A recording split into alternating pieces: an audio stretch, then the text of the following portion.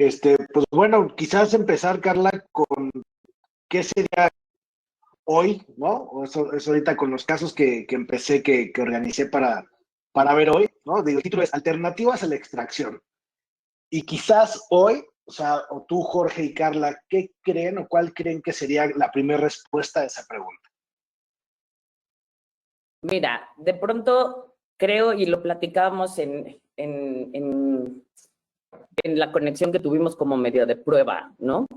Esta parte que hoy en día es mucho más fácil para algunos clínicos el tratar de colocar un implante, ¿no? ¿Por qué? Porque a lo mejor el tratar de conservar un diente en muchos aspectos es como bastante más complicado en condiciones técnicas y también en esta parte del compromiso que se necesita el paciente. Quise poner un caso que no sé si me dejen compartir y si quieren de ahí nos arrancamos a lo que me empiecen a decir. Quizás un poco como retomando un poco lo de tu respuesta es, o sea, uno quizás hoy el pensar en un implante sigue siendo una alternativa, ¿no? Vamos a decir, quizás es la primera opción de un gran porcentaje, ¿no? Quizás yo estoy incluido en algunos casos en esa situación, ¿no? Conforme lo vamos a ver ahora. Y, de hecho, ¿no? O sea, te vamos a convencer. No, ya convencido ya estoy, ¿no? O sea, y vas a ver, justo puse como una diapositiva que me gusta mucho, que es como todos debemos evolucionar, ¿no? Y creo como mucho esta parte de que todos tomamos las decisiones clínicas basadas en el momento del punto del desarrollo de tu habilidad hasta ese día, ¿no?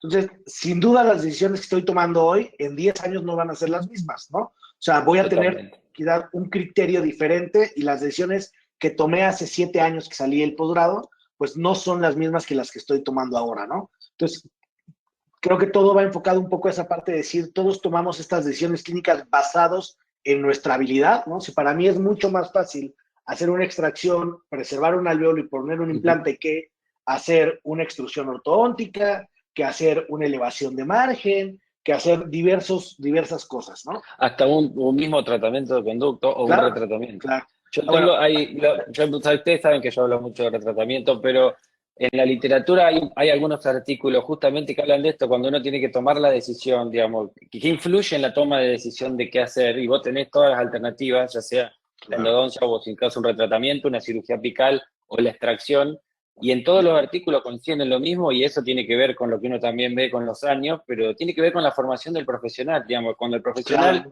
más formado está o conoce más sobre las especialidades o las opciones que da cada especialidad, la tendencia a no hacer la extracción aumenta muchísimo. Ahora, cuando hay menos formación o cuando se desconoce o por ahí piensan que es complejo o no quieren referir un paciente, porque a veces también cuesta que... Yo veo hoy en la gente joven, por lo menos en mi país, que refiere mucho a los pacientes cuando necesitan otras cosas, pero antes por ahí no era tan común. Influye muchísimo y un montón de veces se toman decisiones de extracciones cuando claramente había un montón de opciones todavía o se podían plantear un montón de opciones para ese diente. Pero bueno, acá tenemos a la doctora que nos va a vislumbrar con su caso clínico.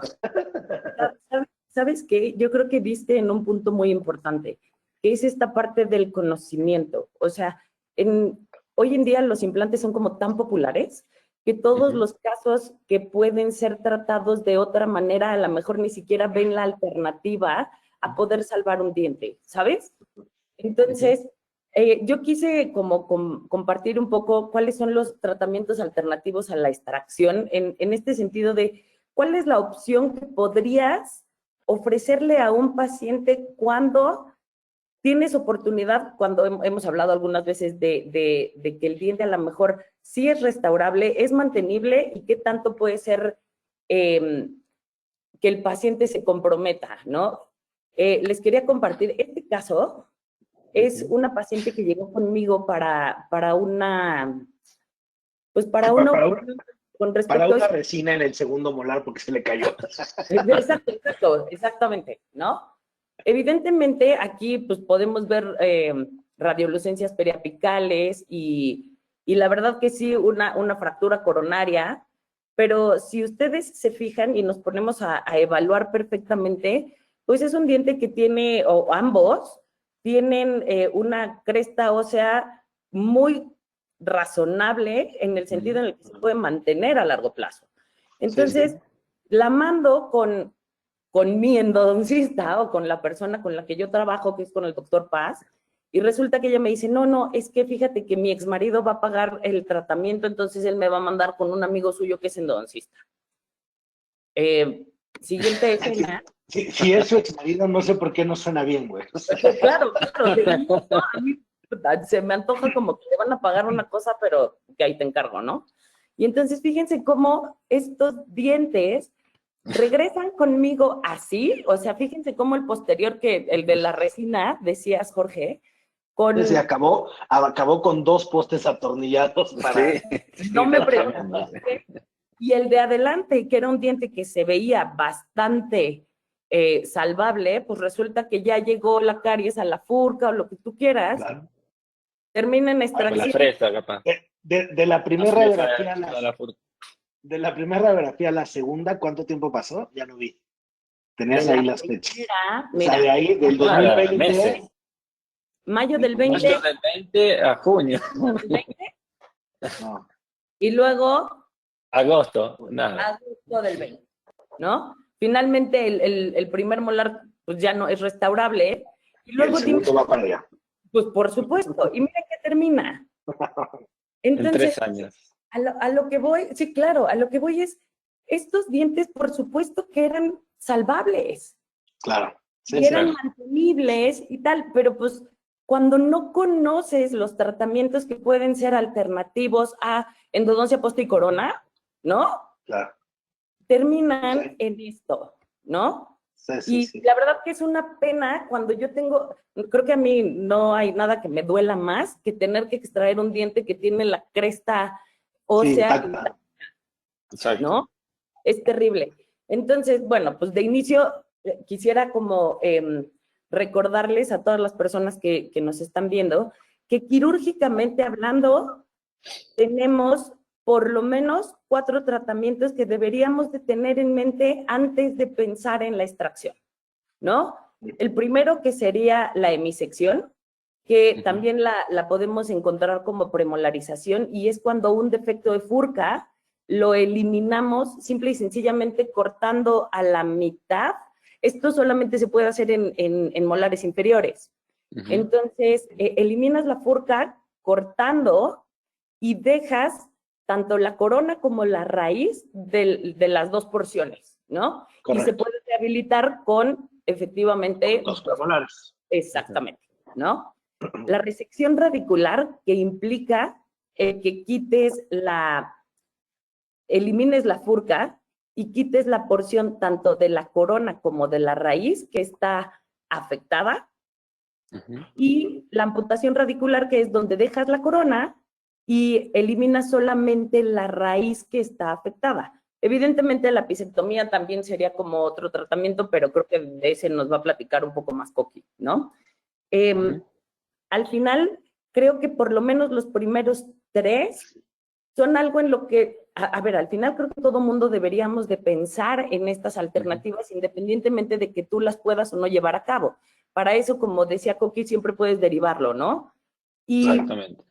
Y de pronto, fíjense, una de las cosas que tenemos que aprender a ver, prometo que es la última diapositiva con letras, que tenemos que considerar, uno, que sean dientes esenciales para el plan de tratamiento, es decir, el diente que sea el soporte de una prótesis fija o de una prótesis removible, que es decir, el eliminar ese diente o el extraerlo implica un cambio de tratamiento absoluto. Segundo, dientes que mantengan inserción suficiente para poder funcionar y que además existan raíces divergentes. ¿Por qué quiero hacer énfasis en esta parte de las raíces divergentes? Porque me han tocado personas que de repente me dicen, oye, ¿no puedes amputar la raíz? Y yo, oye, pero están fusionadas. Pues por eso. Por eso, esa raíz toda. O sea, ¿cómo? ¿No? Entonces, vuelvo a esta parte en la que todo el mundo de repente a mí me dice, pues injértale ya. Pues es que no es nomás injertarle, sino es en dónde le injertas, de qué manera y cómo va a funcionar, ¿no? Claro. Una última, que son dientes en los que no hay tratamiento que sea un poco más predecible, más que es como la tabla de salvación del diente. Y si logramos algo, va a ser mejor que la extracción de inicio, ¿no? Claro.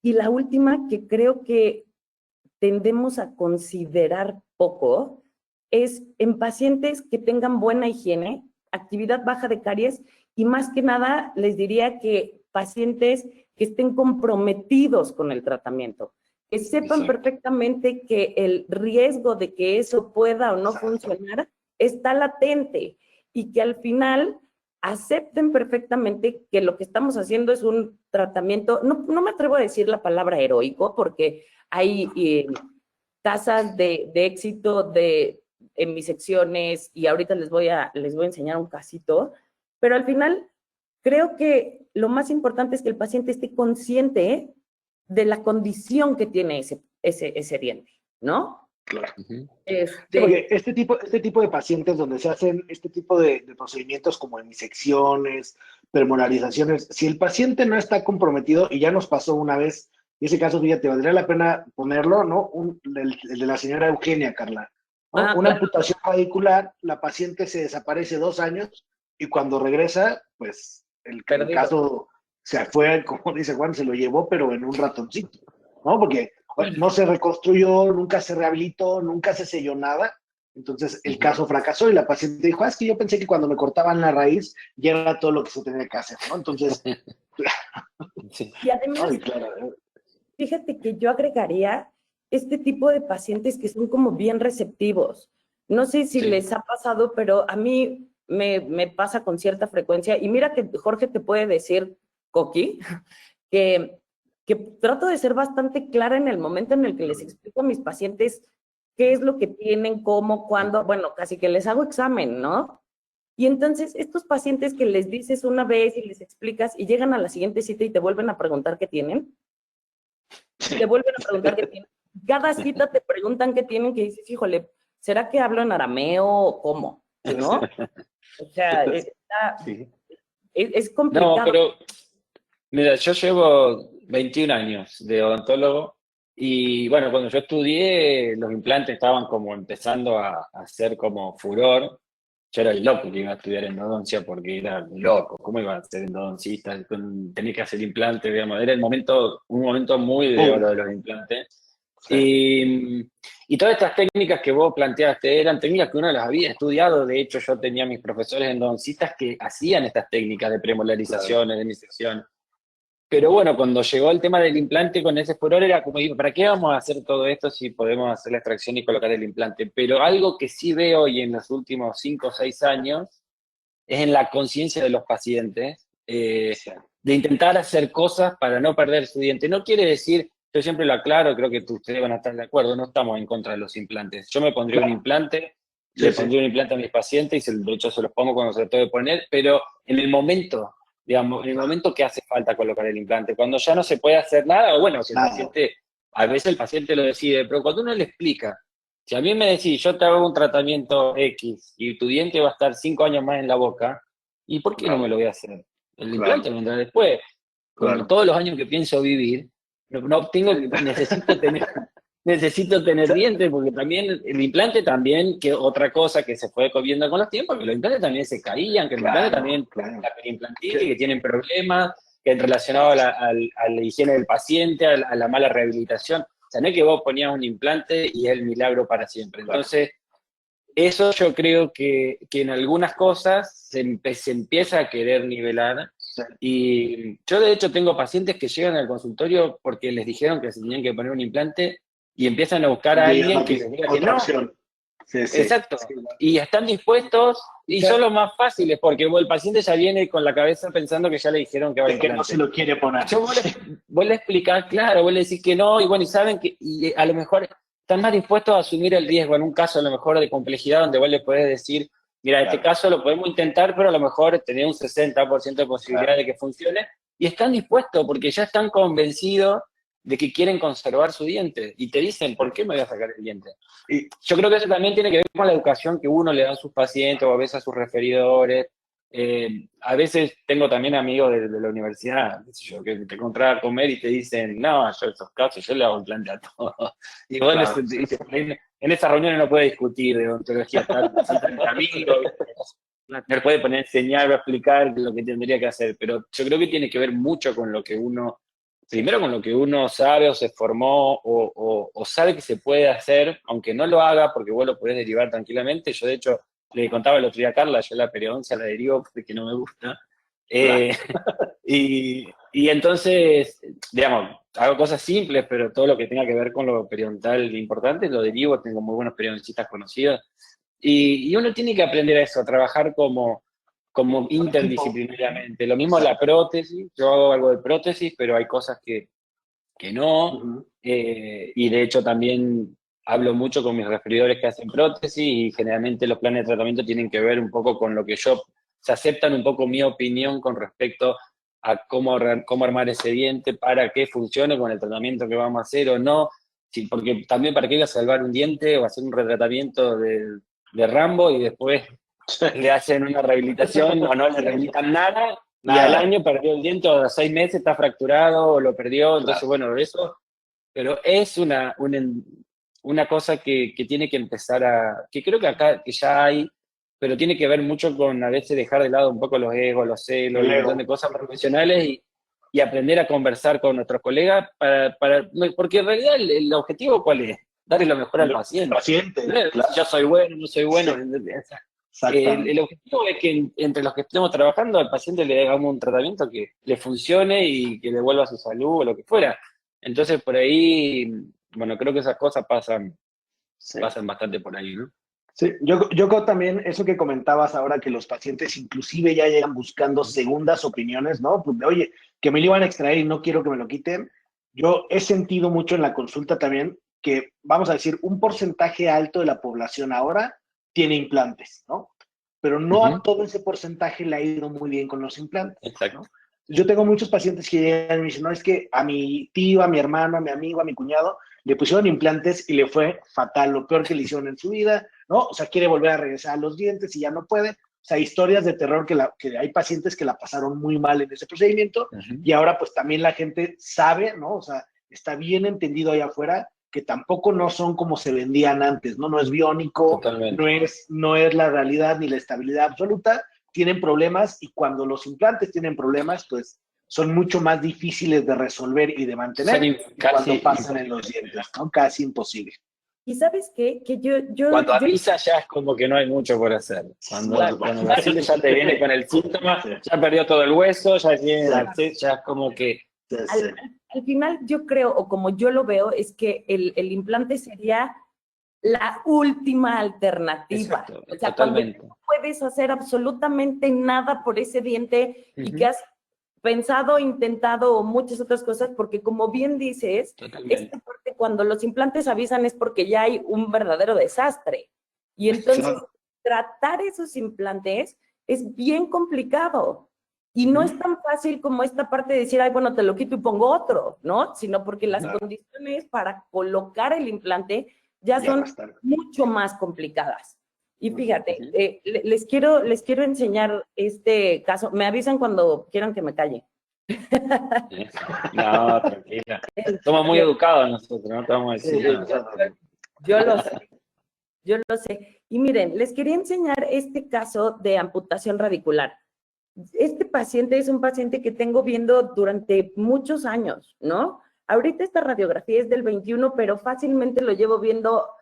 Ok, entonces, si se fijan, hay como una zona radiolúcida alrededor de una de las raíces, la raíz vestibular. Ujú. Clínicamente se observa así. ¿Sí la ven? Sí. No. Y entonces decidimos hacer una amputación radicular. Si se fijan, pues evidentemente la lesión mesial estaba, bueno, impresionante, ¿eh? Y ahí ven ya la radiografía con el tratamiento de Con el conductos. tratamiento de conductos, correcto. Ujú. Ok. Este es al 2023. Si se fijan, les enseñé la del 2021. Y ya hay una hay una reparación a nivel óseo y es un paciente que al final está comprometido con su tratamiento y de pronto tiene 4 años esta amputación, ¿no? Y son tratamientos que al final a lo mejor no puedes, y creo que como en ningún tratamiento, puedes garantizarle al paciente cuánto tiempo le va a durar, ¿sabes? No, totalmente. O sea, y creo que como tal, los pacientes tienen que estar como muy dispuestos a ver qué puede o no funcionar, o sea, a sabiendas de que estamos hablando de un proceso que es biológico, independientemente de toda la parte mecánica que nosotros podamos hacer, etcétera.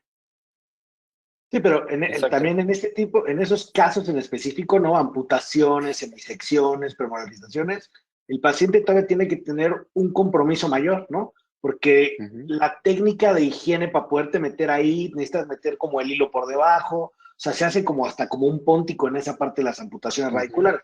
Entonces, si el paciente no se compromete, pues también son casos donde después llegan con caries en furca, porque pues toda la comida, cuando no hay ese sellado biológico, como ese caso que enseñó Carla, la comida se mete ahí. Entonces el paciente pues también tiene que estar bien comprometido con la parte de la higiene. Claro. Exactamente. Y mira, este paciente, la verdad es que, a ver, son pacientes que están bastante enrolados en su tratamiento. Esta es la fotografía en junio del 23. Fíjate cómo reparó clínicamente, ¿no?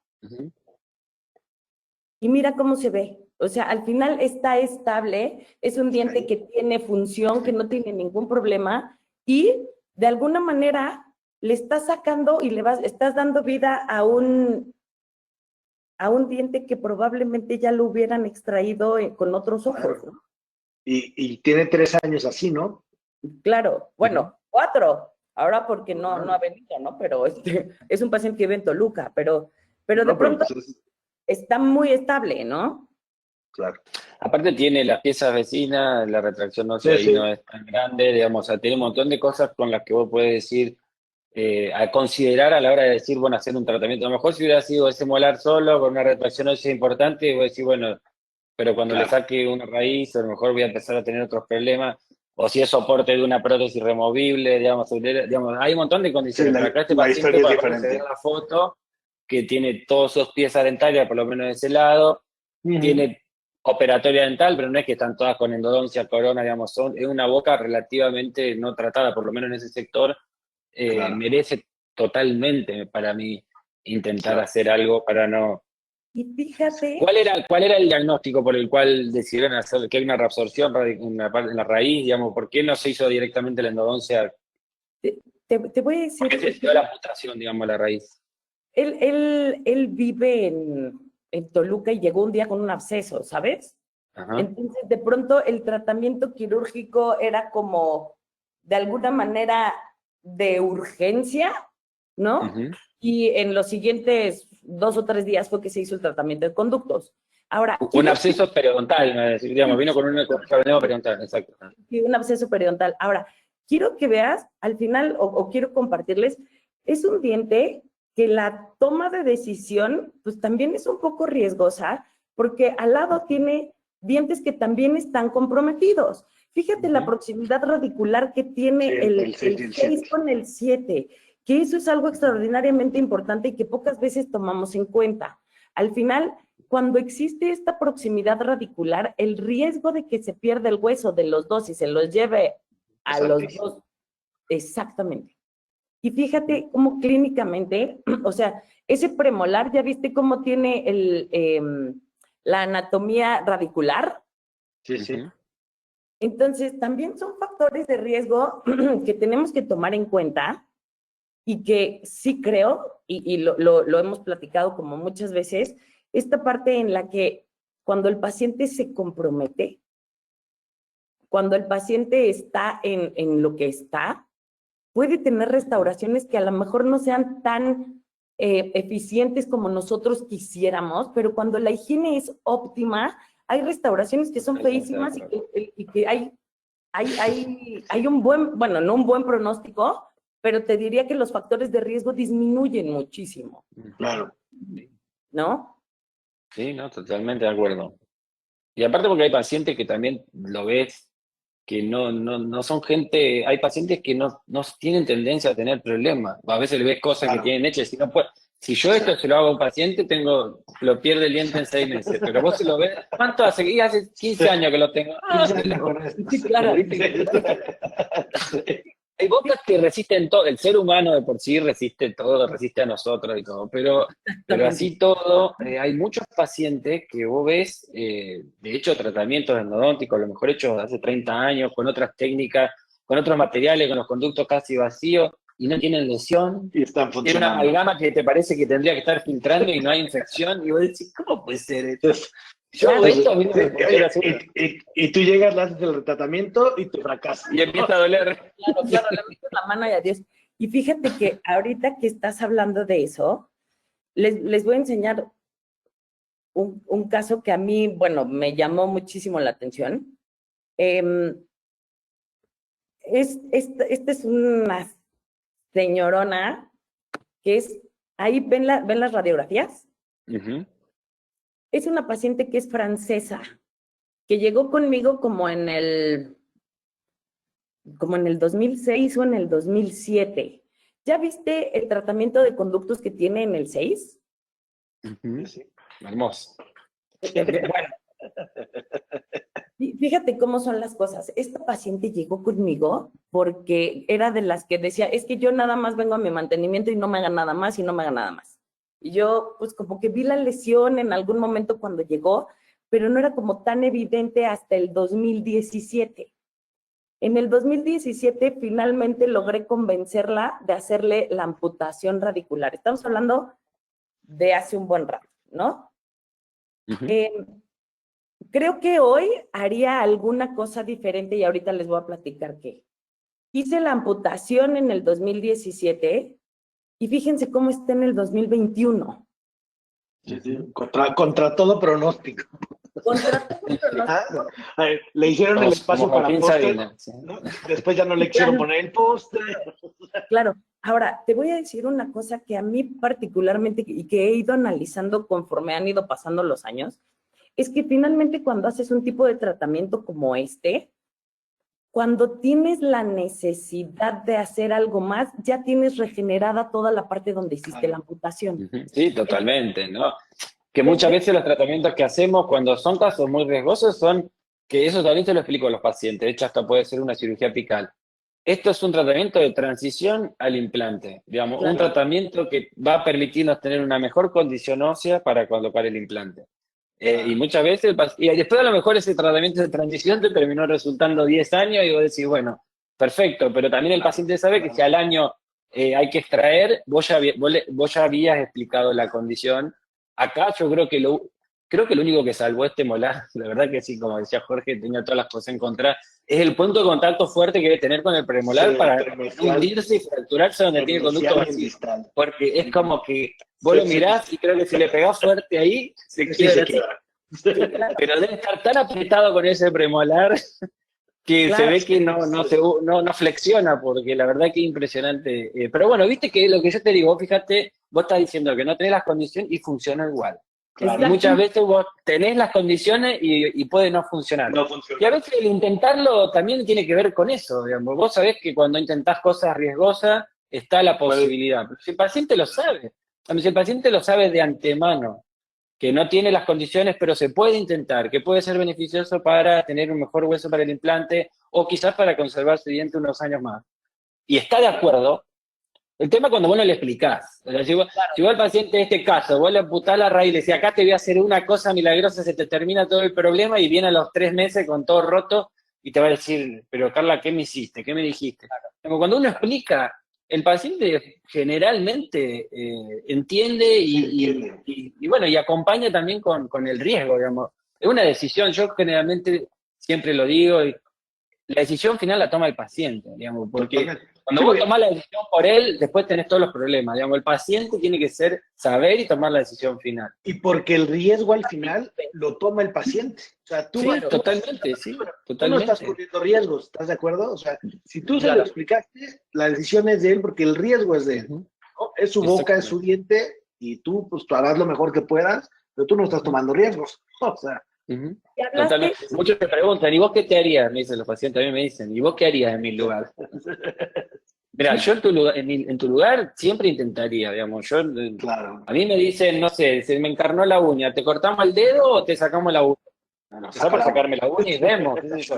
Después, digamos, o sea, es como todo, digamos, pero yo creo que esa tendencia igual de conservar lo propio y lo natural del organismo y todo, es algo que se está volviendo un poco de a poco a considerar, y este tipo de tratamientos que quizás tuvieron a lo mejor algún auge en hace 20 o 30 años, hoy empiezan de a poquito y ya con un montón de conocimientos mejores, con mejores materiales para hacer los procedimientos también.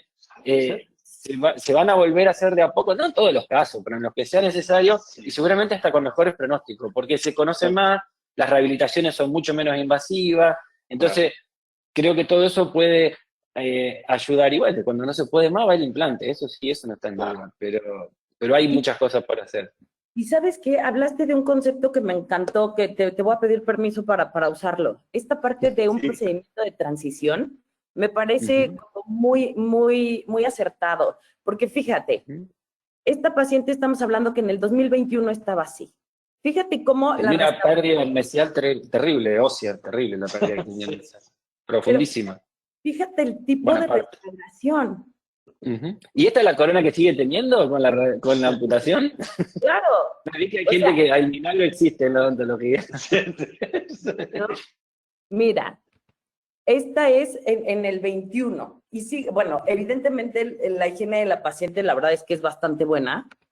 En el 2022 sigue manteniéndose la cresta ósea en su lugar. Y fíjate cómo en la raíz distal la cresta ósea sigue igual. Totalmente. No, y donde perdió la raíz, fíjate que no se bajó el hueso, sigue en la misma línea.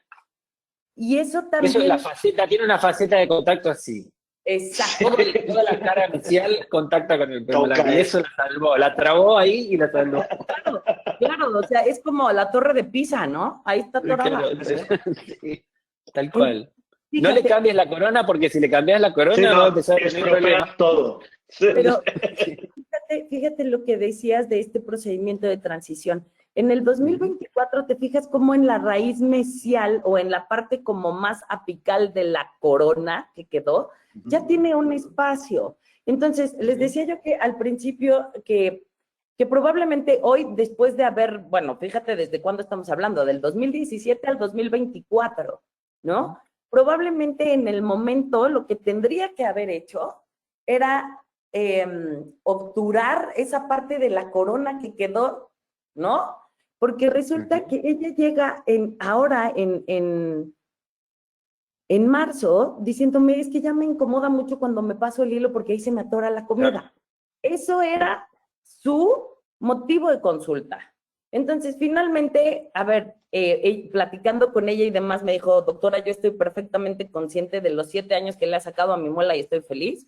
Entonces, de alguna manera, sí hicimos ya este procedimiento de la extracción, pero fíjate lo que les decía con respecto a preparar el sitio para una colocación de implante propia en ese momento, ¿no? Entonces, al final, como bien dices tú, sí es un procedimiento de transición, pero fíjate, un procedimiento de transición de 7 años. Excelente. O sea, y si lo ves, yo lo veo un poco diferente, como le ganaste 7 años de vida a ese implante. ¿No? Exacto. Exactamente. Totalmente de acuerdo. De pronto podría decirte que la transición, es que como me encantó el concepto, ya lo voy a usar para siempre. Me encanta. Tampoco es mío, yo lo he escuchado, pero a mí me gusta porque me parece, ¿sabés lo que me parece interesante? Para explicarle al paciente. ¿Entendés? Me parece que es una manera que el paciente puede entender que el tratamiento que va a hacer puede no ser definitivo, pero va a ayudar a lo que va a venir después, que si lo hacemos de todo ahora. ¿Entendés? Que si somos más radicales ahora, como que a veces ¿Sí o no? una misma, vos estás haciendo una microcirugía apical, una apicectomía, y cuando cortás el ápice te encontrás que la pieza a nivel apical está fisurada. Y vos sabés que esa fisura va a terminar, es probable que esa cirugía no tenga el pronóstico del 90% que dice la literatura. Entonces, vos a lo mejor en ese momento hiciste un relleno de hueso, con hueso sintético o lo que Sí, fuera, sí. cerraste y le explicaba al paciente, mira, hicimos una regeneración de hueso con la cirugía que nos va a servir seguramente si esto no funcione como pensamos, porque como vimos una fisura, a lo mejor en un año tenemos que colocar un implante, pero vos ya te vas a encontrar con otro tipo de hueso del paciente y no con a lo mejor con una lesión enorme que la tenés que resonar en el momento de la cirugía de implante y también es todo otro problema, o a veces si pariste mucha tabla en el sector anterior también es un problemón. Entonces por ahí a veces el concepto este de transición a mí me parece muy interesante en casos sobre todo así, como son extremos, y vos fijate lo que decís, 7 años no es una transición, es un tratamiento exitoso, digamos, Sí, no es una sí, transición. sí. Pero bueno, Sí, sí, pero sí, eso sí. vos no lo podés, ¿viste? Vos no lo podés pronosticar tanto, vos podés decir, vos deseás que dure un montón, pero vos sabés que muchas veces que por la condición puede no andar, seguramente te ha ayudado que la paciente habrá sido muy cuidadosa o con su higiene, O sea, al y final es bueno, un paciente que sí o sí, cada 6 meses va a su mantenimiento. Y su control de placa es extraordinario, el índice de caries es bajo, pero es una paciente que realmente está comprometida con su boca, ¿no? Es de las que hace la cita desde que se va y a los 6 meses llega 10 minutos antes de su cita. claro, Sí, no, sí, no, sí. totalmente. Mira, yo estaba buscando si encontraba acá Ujú. de los casos, acá tengo uno, yo tengo que poner compartir para mostrarle un caso que tiene que ver justamente es endodóntico, no es, Sí, yo sí. creo que en realidad, yo creo que dentro de lo que es la endodoncia tenemos muchas alternativas, o sea, porque uno dice tratamiento endodóntico, bueno, uno se hace la endodoncia, tiene una pulpa inflamada, pero yo creo que cuando después uno empieza a recibir otro tipo de casos y tenés que empezar a lidiar con un montón de situaciones, y este caso me gusta porque es de retratamiento, es un caso extremo de un paciente joven, y me gusta porque trabajé con un rehabilitador amigo, y creo que eso es fundamental. Ahí mostraron a mi familia, me están mostrando la computadora, para que encuentre acá está, acá lo puse. Además que los dejo de ver a ustedes cuando pongo esto, pero... Sí, eso no está padre. ¿Eh? Eso Los no está pierdo a padre. ustedes. Como que ¿Eh? hablas a Al la aire. pantalla. Al aire, sí. Ustedes no ven el panel que tapa la foto, ¿no? Ustedes ven bien ahí. No, no, estamos viendo tu presentación. Sí. Ah, perfecto. Bueno, este chico, fíjate, Bruno. Bruno llegó, en realidad, primero me consultó un colega que no vive donde yo vivo, donde yo trabajo, que es un colega amigo que es un muy buen protecista.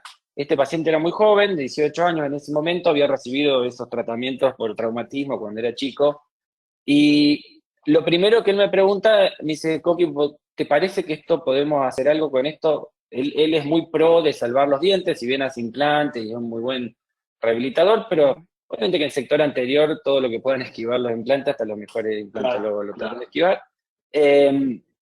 Pero bueno, porque puede haber un montón de otras situaciones, y más en un paciente joven. ¿Cuántos años vos le vas a dar a un chico de 18 años No, con 2 implantes puestos ahí, de y, tejido blando a un buen nivel y todo? Tiene y es más, 18.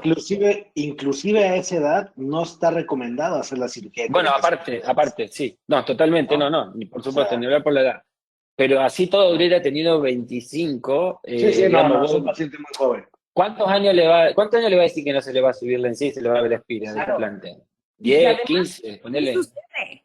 O sea, todo mundo en algunos momentos de los congresos de perio en los que no, claro, y entonces le puso un conectivo y con eso, sí, claro. Y con eso los primeros 5 o 6 años está muy bien. Pero si estás hablando de un paciente de 25 años, ¿qué va a pasar cuando tenga 30? Exactamente, no ni Ya, hablar, por supuesto. Bueno, y este caso, cuando él me consulta, yo le dije, mira, conseguime una tomografía. Primero, yo no quería hacer viajar el paciente hasta donde yo tengo el consultorio solo para una consulta.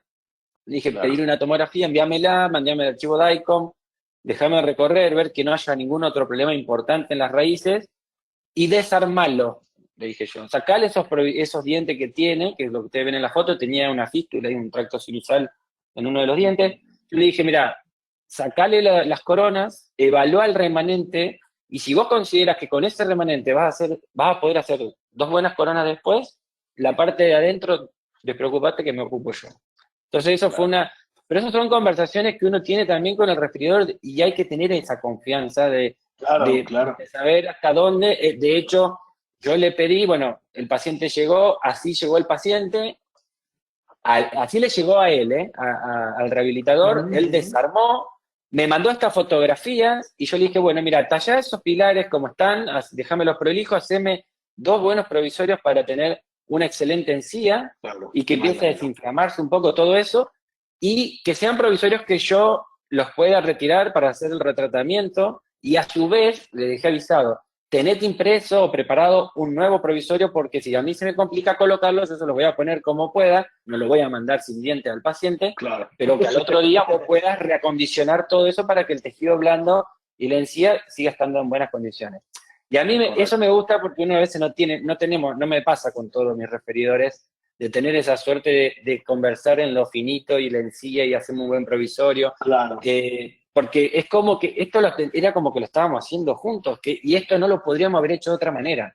O sea, si no pensábamos en lo que iba a ser la prótesis después, o en mantener una buena encía, con un buen provisorio pulido y todo eso, no hubiera funcionado quizás el caso de la manera que terminó funcionando. De hecho, fue un caso de un control muy largo hasta que yo decidí darle el alta.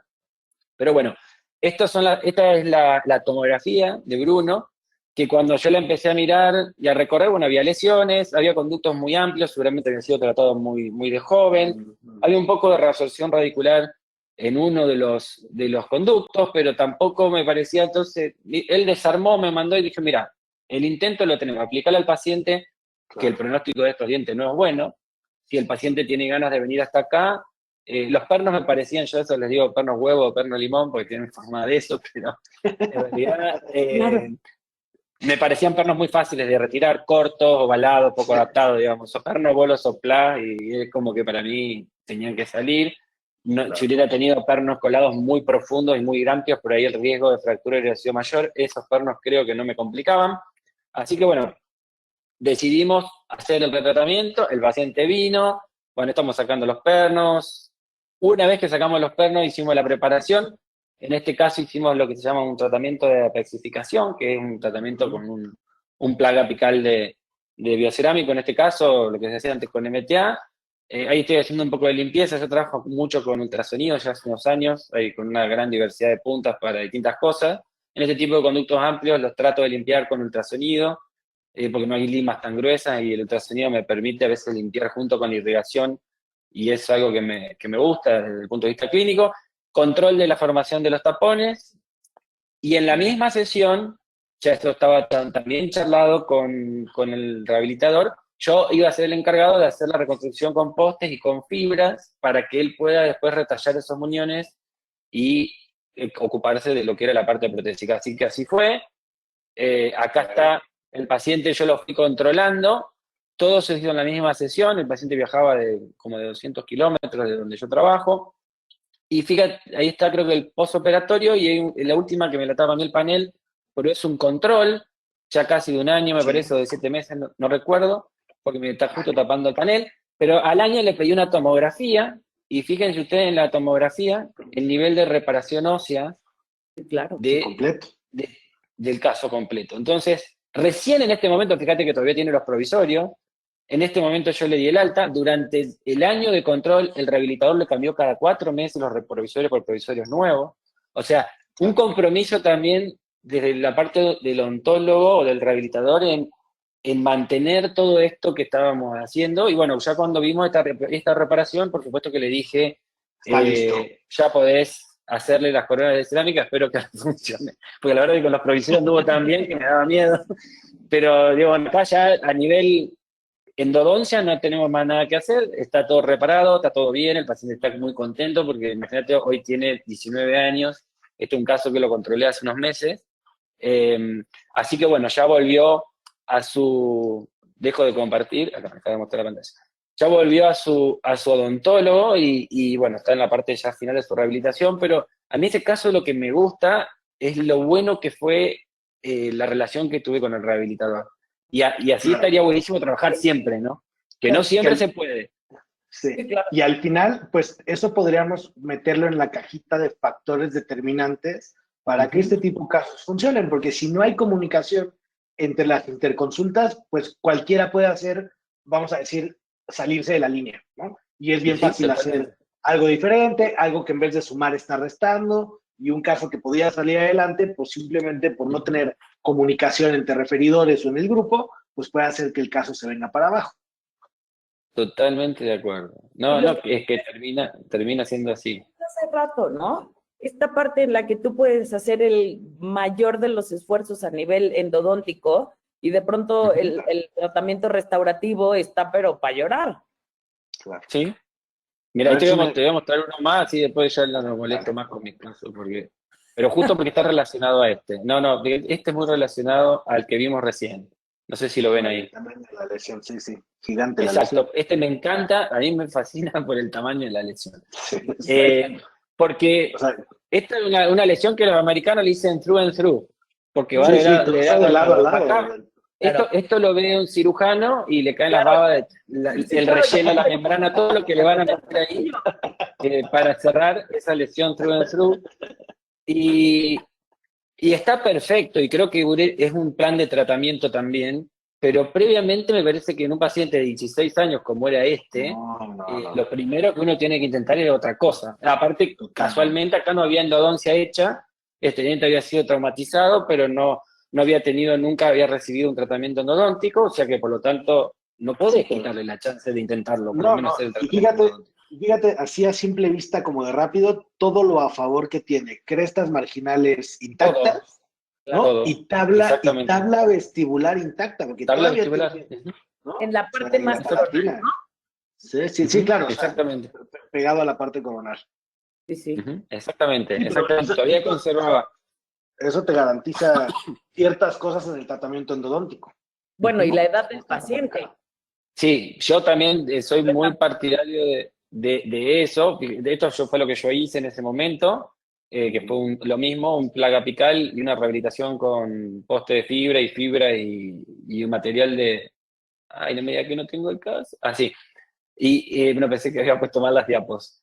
Y fíjate, así fue como él llegó, y fíjate, esto es un control ahora, estoy haciendo un trabajo grande de ápice abierto yo, y entonces estoy controlando a todos mis pacientes de mi historia, y tengo como 15 casos. Y entonces lo estoy citando. Y fíjate, 3 años, 6 años, y mirá la tomografía de los 6 años. Wow. Es una... Espectacular. Es Espectacular. mejor hueso. A mí esta tomografía me emociona. Claro. Todo lo que hicimos, todo lo que logramos es que se regenere con su propio hueso de las tablas. Fíjate el grosor de las tablas. O sea, de la tabla que se había perdido. Sí, O sea, sí. es Prácticamente como si no hubiera tenido un traumatismo. Y sabes como que solo con un tratamiento endodóntico, no hice cirugía. Acá, obviamente que estos casos, cuando uno los aborda, el paciente sabe que antes a lo mejor de la extracción va a estar la posibilidad de una pisectomía o de un curetaje apical, si se hiciera falta, digamos, como un complemento al tratamiento endodóntico. En estos casos, en estos dos justamente no se necesitó, pero este caso puntualmente, que aparte yo lo había tenido que obturar más bajo porque ahí me marcaba el localizador apical y la tomografía que debía estar afuera, pero radiográficamente lo veía corto y eso no me gustaba. Y fíjate cómo no invadí ningún espacio externo y cómo, o con la desinfección que logré en ese tratamiento, cómo el organismo le alcanzó para regenerar.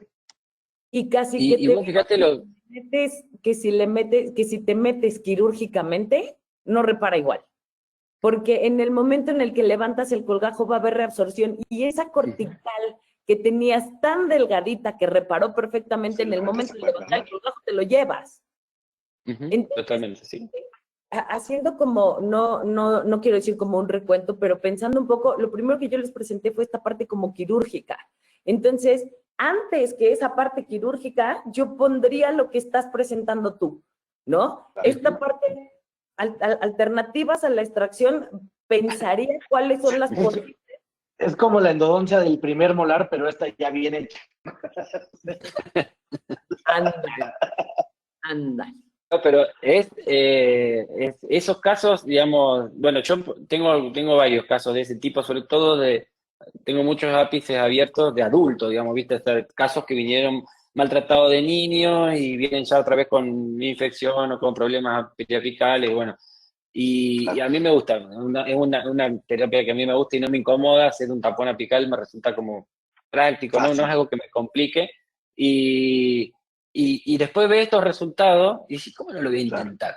Claro, que vuelvo a lo mismo, ¿no? O sea, ese criterio en la evolución que vamos teniendo también como clínicos, ¿no? O sea, mi habilidad entra dentro de este factor y a mí se me facilita hacer un tapón apical. Y habrá otras... Bueno, yo de hecho no hago revascularización ni regeneración pulpar, y que sería la técnica alternativa a veces en estos casos, sobre todo en el del chico de 16 años, en el otro a lo mejor no, pero en los chicos jóvenes sí. Y yo siempre hablo con la directora de la carrera donde trabajo, porque ella hace mucha revascularización, entonces yo le digo, ¿para qué va a hacer revascularización si haces vos? ¿Y vos para qué va a hacer la especificación si hago yo? Si somos del equipo, digamos. Y eso es lo que tiene que ver a veces también con el criterio clínico de uno cuando uno va a hacer, no vamos a andar inventando tratamientos, ¿no? Pero cuando son tratamientos que ya están protocolizados, que funcionan y todo, en mis manos, la pexificación funciona mucho mejor que seguramente una revascularización en la cual no tengo experiencia, en realidad. No es porque en mis manos, sino porque no tengo experiencia, me parece más engorroso. En cambio, la pexificación, sí, bueno, en mis manos yo puedo ofrecer esta técnica que me fue bien.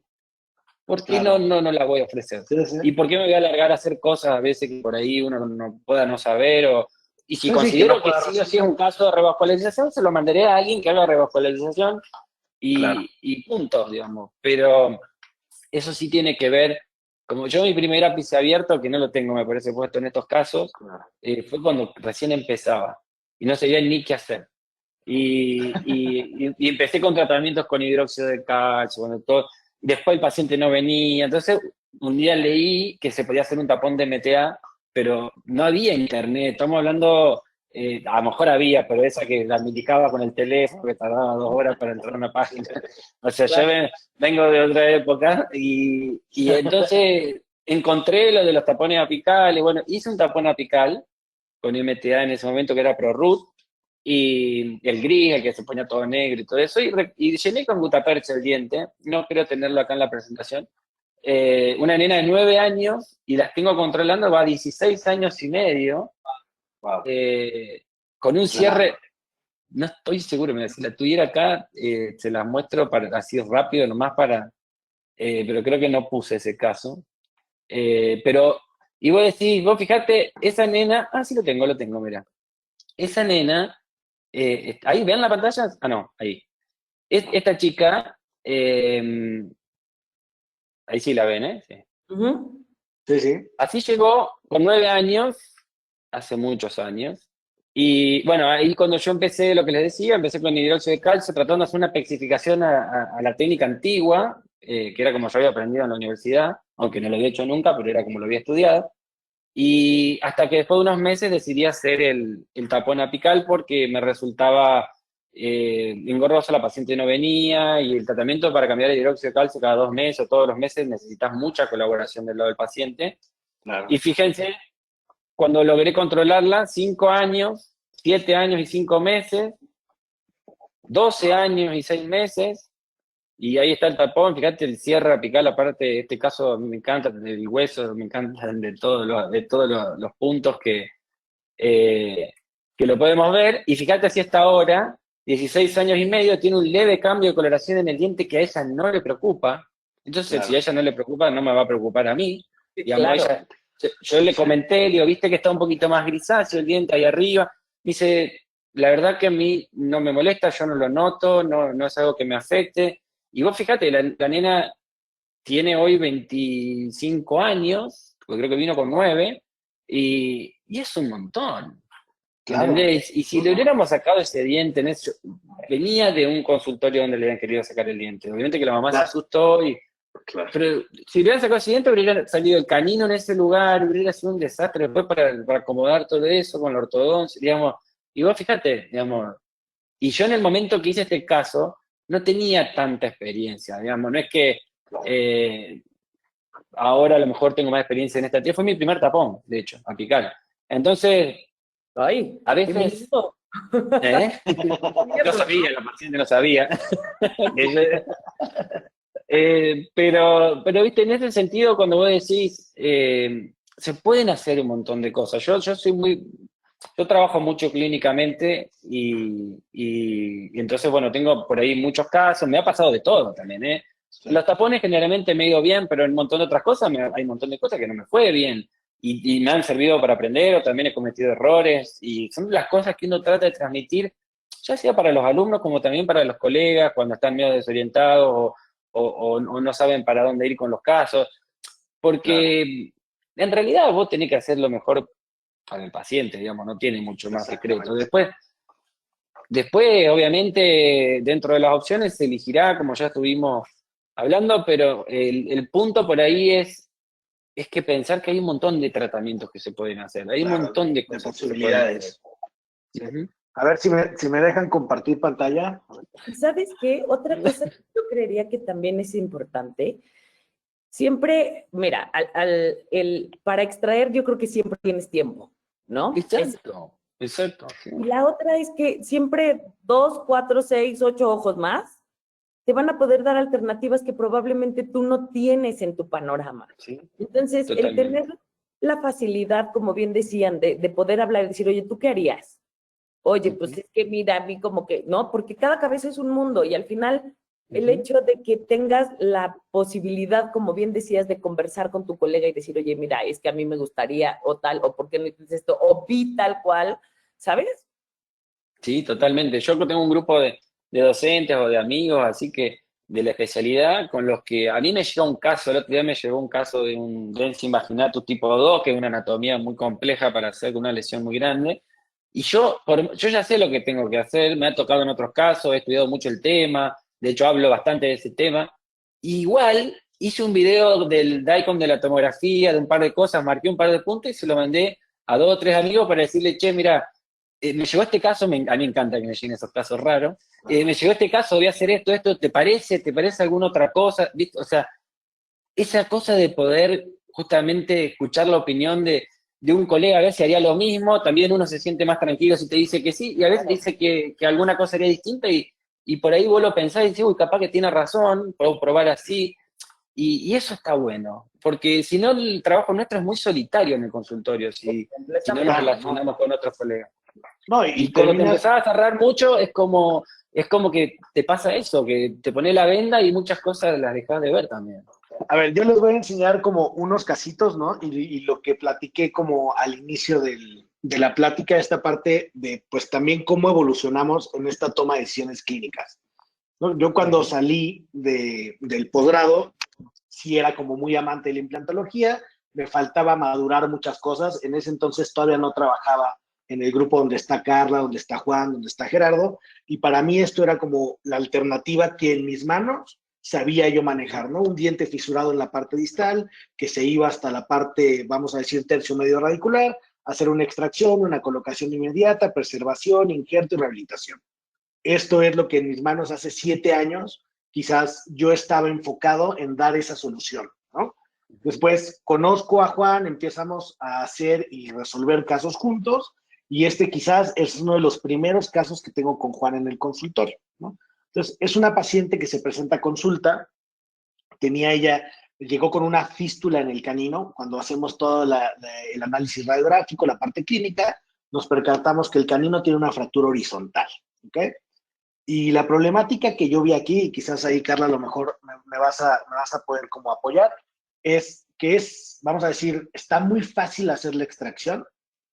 El tema aquí es cómo puedo hacer para que en el segmento estético, una vez que esto se quite, este diente se quite, yo no pierda las papilas. ¿No? Te va ¿No? al Ve cielo. dónde está la cresta ósea en el lateral, ¿no? O sea, por ende, o sea, por lo mismo de la fractura horizontal de canino, lateral y premolar tuvieron una pérdida ósea a nivel crestal, la cresta se reposicionó por el nuevo, vamos a decir, margen o UC al nivel de fractura del canino. Entonces, claro, yo puedo hacer la extracción, pero ¿cómo hago en este paciente para no perder estas papilas. Una paciente de 42, 43 años de edad, sonrisa gingival, sonrisa alta. ¿Y sabes qué? Que de verdad que para el grado de pérdida que tenía ese lateral, afortunadísimo el que tuvieras las papilas intactas, ¿no? Sí, sí, sí. Bueno, no están intactas ya. Fíjate cómo si ves el resto, están ligeramente colapsadas, pero existen. Sí, un poquito como hundidas. Por eso te decía entrecomillado intactas, porque si te fijas, el festoneo que tiene entre los centrales es maravilloso. Claro, pero fíjate cómo, o sea, el que hayan tenido vamos a decir, este colapso es porque la pérdida ósea entre el lateral y el premolar está dictaminada por esta nueva como reposición biológica que generó la fractura horizontal del canino. Claro. ¿No? O sea, ese es el nuevo nivel crestal porque lo determinó él, ¿no? Inclusive la cresta lateral no está a nivel de la fractura, está como 2 o 3 milímetros más arriba de la fractura. Y eso es lo que, pues, mantenía ligeramente esto. Entonces, digo, para no meterme mucho así profundo, entonces empezamos a pensar en extrusión, ¿no? Entonces, cementamos una lima, ¿no? Juan entró, desuturó la parte coronal y cementamos una lima para poder, vamos a decir, fijar o ferulizar los dos segmentos fracturados, el apical y el coronal, ¿no? Y empezar a hacer una tracción ortodóntica, ¿no? Entonces, con Gerardo, que es otro miembro del grupo, el ortodoncista, empezamos a hacer la extrusión del resto apical, ¿no? De la parte apical de la fractura. Fíjate ahí como la fístula ya viene casi a nivel coronal en la primera fotografía y en la segunda prácticamente la fístula desapareció. En esa segunda fotografía el margen de la fractura ya está a nivel equigingival. Y fíjate ahora cómo inclusive la papila se ve mucho mejor, más estable, más rosita, no colapsada. Y después de haber logrado todo esto, mi idea era poner un implante, ¿no? Entonces hacemos la planeación del implante. No, sí, o sea, ahorita, si hoy haría todo diferente en este caso, de la extrusión en adelante, ¿no? Hago yo cirugía guiada, hacemos la colocación del implante guiado, hacemos provisionalización inmediata, ¿no? Aquí está el provisional, fíjate cómo la papila está ligeramente más arriba, inclusive en la radiografía se logra ver un poquito la trayectoria de la cresta ósea que hicimos con esta extrusión. Fue ortodóntica lenta, en este caso no fue rápida, porque justo lo que queríamos era, ¿no? Irnos trayendo en la medida de lo posible la parte crestal. ¿Para qué? Para que cuando yo terminara el tratamiento, las papilas lograran subir un poquito más. Yo sabía que no íbamos a decir, no podía yo regenerar encima de la cresta del lateral, pero sí podría generar que la cresta del canino estuviera ligeramente más coronal, para que en la rehabilitación, esta ya es la restauración final, pues yo tenga ese sellado papilar, ¿no? O sea, que mis triángulos estén completamente sellados. Y se recuperó muy bien. No, muy bien. Ahora, si tú me dices, ¿qué haría diferente? Es que en este caso, el remanente apical fracturado era suficientemente largo, vamos a decir, para soportar una corona. Sí, claro. ¿No? O sea, yo hubiera rehabilitado hoy ese mismo remanente radicular, ¿no? Entonces, justo a esto voy con esta parte, todos debemos evolucionar, porque clínicamente no pienso, ¿no? Y en 10 años estoy convencido que no voy a pensar mucho como pienso ahora. Y no quiere decir que hagamos cosas radicalmente diferentes, pero sí, como dice Coqui, entender que hay una gran variedad de alternativas para sacar adelante casos y cada quien irá madurando en su experiencia, en su expertise y en su grupo de trabajo o con sus referidores hacia dónde van guiando estos casos, ¿no? Y esto es algo que estamos haciendo mucho hoy, ¿no? De estos casos ya tenemos quizás como unos 20 o 22 documentados de extrusión ortodóntica rápida, ¿no? Donde entramos, limpiamos perfectamente bien. Si Juan tiene que hacer retratamiento, hace retratamiento. Si él considera que no hay que hacer retratamiento, no se hace retratamiento. Hacemos toda la parte protésica de reconstrucción y después hacemos una extrusión. Ahora, en este caso sí la necesito rápida porque solo necesito jalar el remanente radicular, ¿no? Poder dejar ese paciente, ¿no? Con efecto férula o con este ferrule lo más ideal posible, ¿no? Entre más limitado esté o entre menor tengamos ese remanente dental, el pronóstico protésico a largo plazo de estos dientes es más complicado. Entonces, entre más remanente dental tenga yo sé que la posibilidad de que ese diente entrando en biomecánica y función, vamos a decir su pronóstico, sea estable a largo plazo. hacemos la extrusión rápida, generalmente se viene con un poquito de tejido blando que en la parte protésica recortamos con un electrobisturí, recortamos con electrobisturí lo que tenía antes como 1.5 milímetros de remanente coronal, ahora tengo 4 o 5 milímetros para poder repreparar y hacer una restauración, ¿no? Entonces, el pronóstico de este tipo de casos, al solamente ganar ese remanente dental, fíjate todo lo que se gana. Uno, es decir, no hay una invasión quirúrgica como cuando hacemos un alargamiento de corona, los dientes adyacentes. Exacto. Por ende, Exacto. la parte estética rosa, ¿no? Papilas y márgenes gingivales siguen estando a nivel de todos los dientes, ¿no? Claro. Dos, mejoramos de manera, vamos a decir, como contundente la generación de efecto férula o ferrule, ¿no? Son dientes que inclusive desde la primera reconstrucción ya ni siquiera ponemos postes porque yo sé al final que la cantidad de reconstrucción que me va a quedar normalmente es de 1 o 1.5 milímetros. Es decir, el diente va a tener 4, 5, 6 milímetros de soporte efecto férula circunferencial para que mi restauración pueda permanecer, ¿no? Y que al hablar de una restauración unitaria no necesitas mucho más, ¿no? Sí, a ver, este tipo de casos, te voy a ser honesto, no hemos hecho extrusión en un molar, primero o segundo molar. Pienso que factores de éxito son dientes unirradiculares, ¿no? Dientes unitarios con soportes mesial y distal, ¿no? O sea, que puedas tener control y estabilidad en la técnica de la extrusión.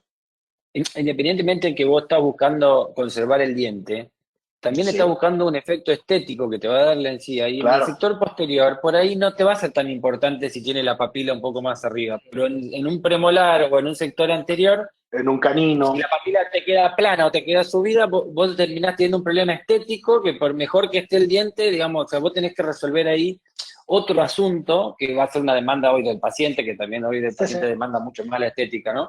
Y en esos casos, obviamente que uno lo ve desde la endodoncia y desde lo biológico, digo, me encanta porque terminás teniendo remanente dentario para poder tallar, para hacer tu corona, pero en realidad también hay un efecto que es importante porque seguramente lo buscas por el paciente, que es la estética de la encía, y en esa parte que muchas veces termina siendo, si vos ahí le ponés un implante es muy difícil, aparte, bueno, que el espacio era medio chiquito, pero es muy difícil que vos puedas tener ahí un efecto de papila y con un nivel de encía que vaya un festoneado de todas las encías que al paciente sonríe.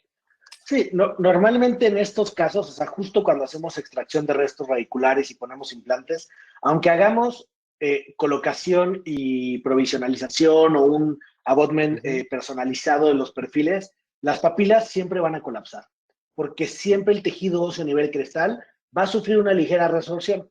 Entonces, esas papilas, aunque hayan, como el del canino, no son perfectas, ¿no? No llegaron a estar al nivel que lo demás, pero bueno. En el diente extruido seguís teniendo ligamento periodontal, que en el implante no lo va a tener nunca, por más diseño que le hagas al emergente. Obviamente que hay muchos casos que seguramente cuando empezás a manejarlo bien, lo lográs cosas muy parecidas.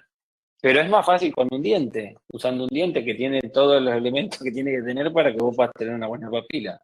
Obviamente que es una buena prótesis, pero bueno, para eso está bueno. Lo que yo pienso de la extrusión es que básicamente te deje el diente en las condiciones ideales para todo lo que tiene que ver con los tratamientos endodóntico, periodontal, protésico, o sea, dejaste todo otra vez en su lugar, ¿no? Tienes diente, es cierto que el alargamiento quirúrgico de la corona clínica es un tratamiento que me parece que ya se deja de hacer hace un tiempo, porque también vos alargás, pero también ahí perdés también la parte estética, también de lo que estábamos hablando, te estás alargando el diente y no en cualquier sector de la boca lo puedes hacer tranquilo como para... Claro, y terminas, es bien difícil hacer un alargamiento, vamos a decir, en una zona, ¿no? En este tipo de casos remanentes radiculares, pues afectas vamos a decir, al diente mesial y al diente distal, ¿no? O sea, ellos también van a sufrir una parte de este alargamiento. Y ¿sabes qué? Que al final yo creo que ahí hay dos puntos importantes. El primero es que en la extrusión ganan los dos dientes adyacentes. Sí o sí, ganan los dos dientes adyacentes. Y tan es así que en el caso que tienes ahí, el del canino. No el del canino, el otro. El del canino, el que el lateral estaba el del implante. El lateral que estaba como, a ver, estaba risky, ¿no? Sí, sí. Y el hecho de hacer la extrusión, y fíjate que no sé si me atrevería a decirte que el hecho de hacer la extrusión en el ligamento tuvo un efecto importante en el ligamento del lateral, porque la regeneración o la reparación que hubo en ese lateral después de la extracción Sí, sí, es sí. y la otra es lo que decías tú con esto de cuando haces un alargamiento quirúrgico, sí o sí lo tienes que hacer en toda la periferia. Exacto. O sea, no es nada más el alargamiento en palatino o en lingual, sino es en toda la periferia. Y ahí, si bien te va, a lo mejor no tienes que eliminar tanto tejido blando y en el mejor de los casos, en una buena selección de tratamiento, es que solamente es la parte ósea y reposicionas apical. Pero al final se comprometen esas partes. Y como bien dices, de pronto el llegar a un término como ideal, como bien dices tú, es como esta parte de que al final estás dejando al paciente con una condición ideal para seguir funcionando. Claro, aquí lo veo un poco como dice Coqui, ¿no? Esta parte de la transición, estás garantizando un poco que la transición sea más estable, ¿no? No puedo garantizar que va a durar 30 años, ¿no? Pero sí estamos en condiciones, ahora sí, empezamos en -3 y ahora estamos empezando en 7, ¿no? O sea, porque ya tenemos más características biológicas, de estructura, ¿no? Todo alrededor de esto, lo que nos mejora un poquito el pronóstico a largo plazo. Y te voy a enseñar el último casito que tenía para hoy, porque nos volvimos de la extrusión, ¿no? Entonces ahora tratamos de hacer, pues, llevarlo a nuestros extremos, ¿no? Tenemos, este caso es una paciente, es una chica de 30 años, se cayó y se dio contra el filo de un escalón y parece ser que el filo pegó justo en el lateral. Entonces, por la parte vestibular tenemos una fractura, vamos a decir, entre tercio medio y tercio cervical, ¿ok? Y por la parte palatina tenemos una fractura que está más o menos 4 milímetros debajo de la cresta ósea, ¿no? De la parte palatina. Cuando yo vi este caso, yo lo recibí, o sea, yo dije, este caso es para extracción, ¿no? Y en ese momento estaba la doctora Alejandra Hernández, que es también una odontista con la que trabaja en el consultorio de San Jerónimo, y ella aquí pues me compartió esto que ella había leído en el posgrado y demás, entonces me dijo, oye, ahí puede haber posibilidades, ¿no? Hablamos con la paciente de una posibilidad, en este caso sí sin garantías, ¿no? Que básicamente era lograr hacer una extrusión quirúrgica con rotación. Entonces, la parte inicial la hice yo, entonces yo entro, trato de fijar los segmentos vestibulares para no perder estabilidad al momento de hacer la extrusión quirúrgica, es decir, que yo no tuviera separación de segmentos. Entonces, entro con un poco de fibra y con resina, hago esta fijación del segmento vestibular. Yo hago una perforación hacia palatino para indicarle a la doctora Alejandra exactamente en dónde estaba ya el conducto. En ese momento yo pongo Teracal nada más para que ella tenga vamos a decir, un punto visual cuando ella esté haciendo el acceso. Termino yo de hacer mi reconstrucción vestibular, ¿no? Alejandra después hace el tratamiento de conductos en la siguiente cita, que fue, no sé si al día siguiente o 2 días después. Y sí, hizo la doctora el tratamiento de conductos y después con el doctor Flores hicimos la extrusión, ¿no? Sin retirarlo del alveolo, ¿no? Lo quitamos, lo rotamos 180 grados, lo metimos y lo fijamos. Entonces, ahora, el segmento que estaba fracturado en vestibular, que donde tenía, vamos a decir, todavía tenía esmalte, pues ahora es mi línea de terminación palatina, ¿no? Todo el segmento, tengo una porción coronal que sale de la parte del margen gingival hacia arriba, que tengo esmalte, tengo estructura, y toda la parte perdida, toda la parte que llegó al segmento radicular en la fractura, pues ahora va a ser, vamos a decirlo, como mi preparación vestibular. Básicamente, la fractura nos dejó como el diseño de una preparación para una carilla. Entonces, hacemos la extrusión, hacemos la fijación con resina y con un alambre de níquel titanio, ¿no? Dejamos pasar más o menos 3 meses, retiramos la fijación, el diente, como la extrusión, en mi forma de verlo clínica, fue demasiado, ¿no? Entonces, el diente a las 6 semanas todavía tenía una movilidad que a mí me daba miedo que la paciente comiendo algo pudiera, vamos a decir, afectar el éxito del tratamiento, ¿no? Entonces, más o menos como a las... Se les abrió de la mano, digamos. Sí, como a las 12 semanas, el diente tiene movilidad, pero la movilidad ya no es tan grande y ya se ve una reparación ósea alrededor de esto, ¿no?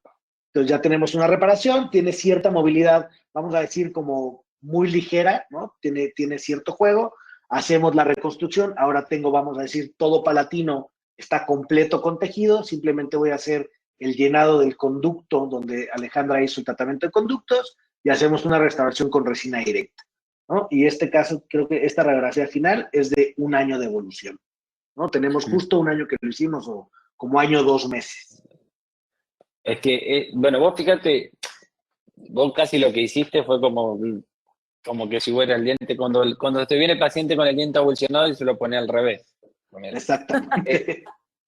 Pero vos fíjate, porque es muy curioso. Yo estuve viendo mucho el tema de, si bien todavía no tengo casos hechos yo clínicamente, pero estuve estudiando mucho el tema de autotrasplante y todo esto también bueno, de extrusión, pero sobre todo de autotrasplante.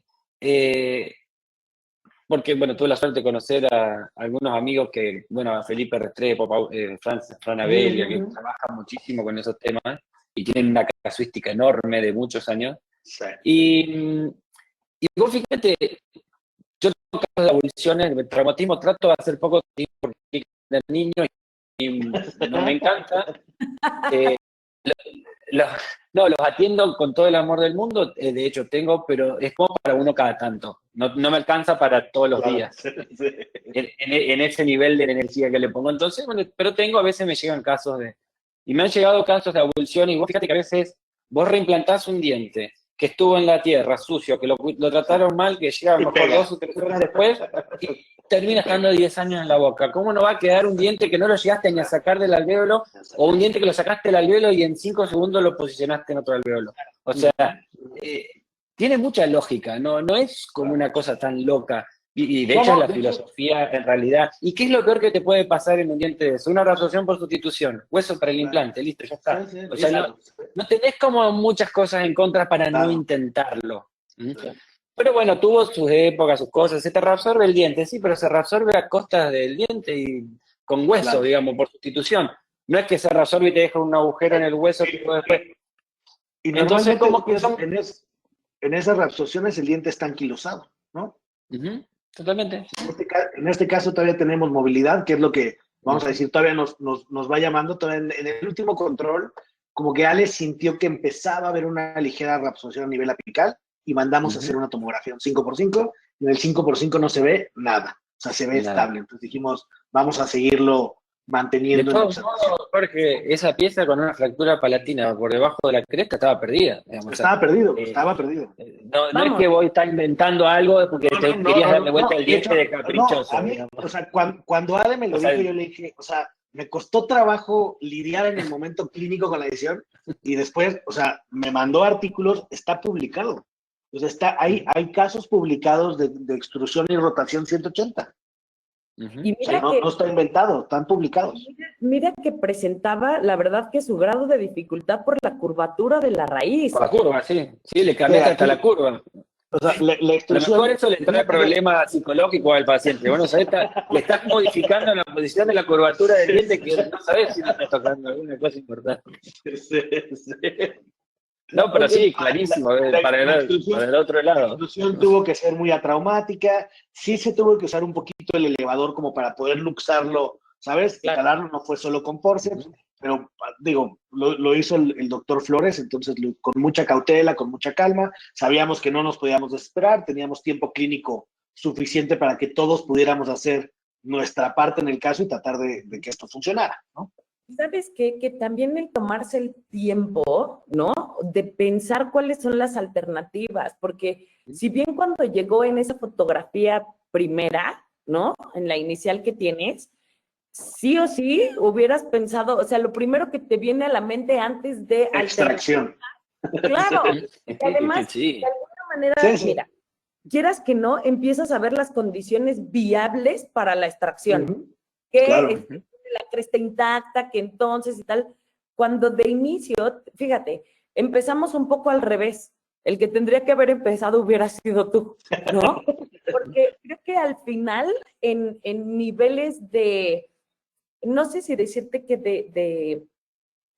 de grado de dificultad o en grado de acceso o de invasividad, no sé si decirlo así, pero creo que lo primero sería a lo mejor la parte de endodoncia, después la parte de prosto y al final, como último, una parte quirúrgica. Y ya, o sea, porque estás pensando en todos, pero fíjate cómo todos hemos presentado cosas que a lo mejor no teníamos en mente de inicio, ¿no? Claro. El hecho de estar empapados un poco en las diferentes especialidades te hace pensar el qué puede hacer otra persona además de lo que tú puedes hacer. Es fundamental eso. Eso que estás diciendo es fundamental y de hecho yo hago un poco de rehabilitación, pero no soy rehabilitador, no hago cirugía de implantes, sí hago algo de prótesis y hago un poco de operatoria dental. Yo creo, hay algo que yo siempre digo cuando le hablo a mis alumnos o a la gente joven o a los que están empezando, y nosotros somos dentistas. O sea, yo soy endodoncista, pero yo soy odontólogo primero. Yo estudié odontología y en la odontología están todas. Que a mí después me gustó la endodoncia, que a mí después me gustó encaminarme en eso, o bueno, se me dio lo que fuera, me gusta enseñar eso, pero todo lo otro, que aunque yo no lo practique al 100, yo tengo que seguir escuchando cada tanto un periodoncista que me diga a ver cómo está la periodoncia hoy, un protesista que me diga cómo está la prótesis hoy, porque aunque yo no lo haga, pero si yo lo sé, yo puedo saber a quién acudir para que lo haga, ¿entendés? No quedarme con lo que yo aprendí en prótesis hace 30 años en la universidad o hace 25 años. Entonces, porque aprendí otra cosa, yo aprendí perno colado y corona metalocéntrica. Todo lo otro no existía, ¿entendés? Entonces iban pernos de cromo níquel duro y grandotes. Claro, Pero entonces, y lo mismo para con el resto, digamos, o sea, saber, y eso tiene que ver un poco con el interés o la responsabilidad de uno de dentro de la odontología, tratar de tener los conocimientos y hacer de trabajar con equipos. Yo tengo mi periodoncista, yo tengo mi protesista con quien hablar de esto, mira, le decía, mira, pienso hacer esto, ¿te parece? Y si me sugiere otra cosa, yo hacelo vos, digamos, yo eso no lo voy a hacer porque en mis manos no va a ser, pero trabajar en equipo, eso me parece, aunque no lo tengas en el mismo consultorio, pero tener esa relación de que te digan, porque cuando vos empezás a tenerla, yo hablo a lo mejor con mi periodoncista 4 o 5 veces y es como que yo ya aprendí un montón de periodoncia, ya ni lo voy a llamar la próxima vez, porque ya el concepto me lo enseñó en una de esas consultas que tuve con ella. Entonces, como que eso hace que uno siga siendo dentista, que en realidad creo que tiene que ver con... Y hoy cambió tanto la odontología y sigue, y va a seguir, y con todo lo digital y un montón de cosas nuevas, que es importante no saber todo, no podemos saber todo de todo, pero sí conocer, para saber... No estás obligado a saber cómo se hace el procedimiento, pero sí estás obligado a saber que existe, ¿no? Claro. O sea, a saber dentro de esa alternativa, que yo no lo sé hacer, ¿no? Pero sí vi o me hablaron de esto, escuché esto, sé que se puede hacer esto, ¿no? O sea, yo hago sí es cirugía una bucal obligación. y no hago cirugía en molares porque no me siento preparado para hacer cirugía en molares. Y tengo una colega conocida de la cual digo, este va para vos, digamos, y a mí no me va a hacer ni más ni menos. Claro, digamos, nada. es el paciente, digamos. Si el caso da para hacer una cirugía en un molar, ¿por qué le voy a sacar la muela? ¿Porque yo no la sé hacer? No, y eso te hace más responsable, ¿no? O sea, obvio. Y eso el paciente lo valora mucho también. Claro, totalmente de acuerdo, totalmente de acuerdo. Porque siente que vos estás cuidando realmente de su salud o de él. Y ese paciente va a confiar en vos siempre porque sabe que vos estás pensando en darle lo mejor, aunque vos no se lo puedas dar. Y después si el paciente dice, no, yo todo eso no me lo voy a hacer, me pongo un implante, bueno, está perfecto, es tu decisión.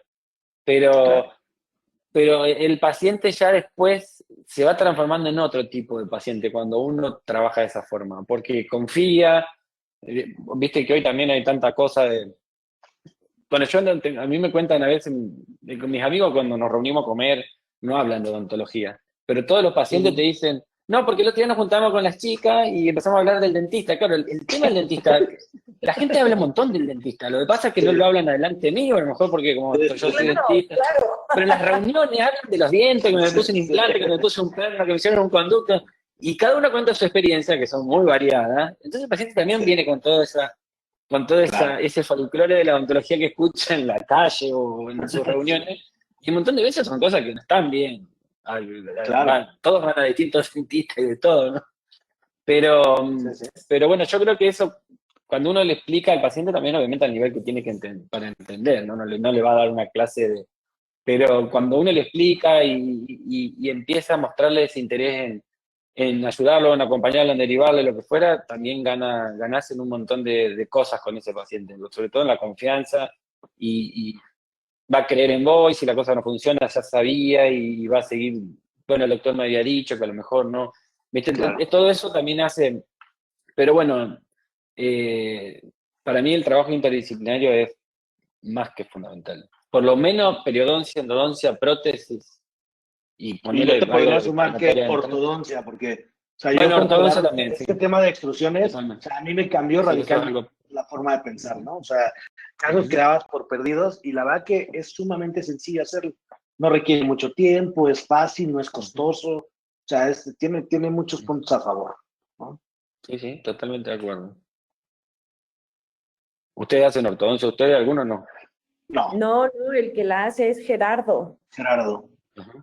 No, nosotros la verdad que sí estamos un poco limitados a eso, ¿no? O sea, cada quien, ¿no? De repente podrán hacer un poquito de operatoria como la parte universal, pero de ahí en Claro. fuera casi cada quien está muy metido en su aspecto. Te digo una cosa, yo no, yo Sí, tú yo, no, ya no. pero nada. Desde que llegaste a mí, ay, sí, ¿sabes?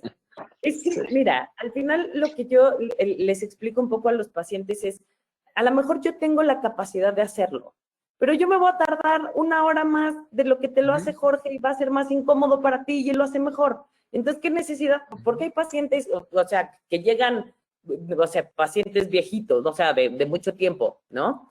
Y me dicen, oye, pero no me lo haces tú. No, porque en realidad hay alguien que te lo va a hacer más rápido y mejor. Entonces, ¿qué necesidad tienes de que yo te lo haga?